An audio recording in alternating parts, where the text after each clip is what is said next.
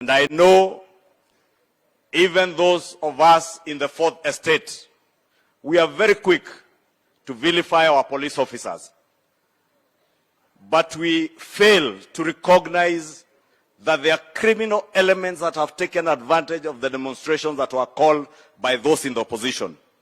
And we have seen even armed groups engaging our police officers with arms.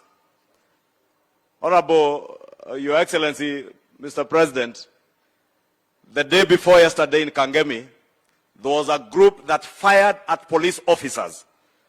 And we are lost at what the police are expected to do when criminals using firearms are firing at police officers in the disguise of demonstrations.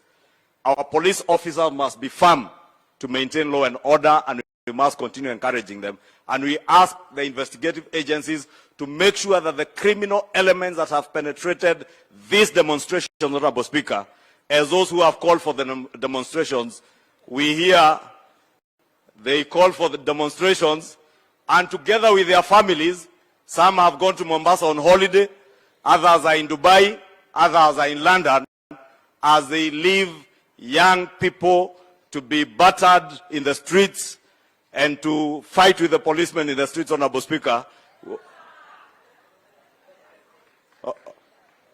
You know, Honorable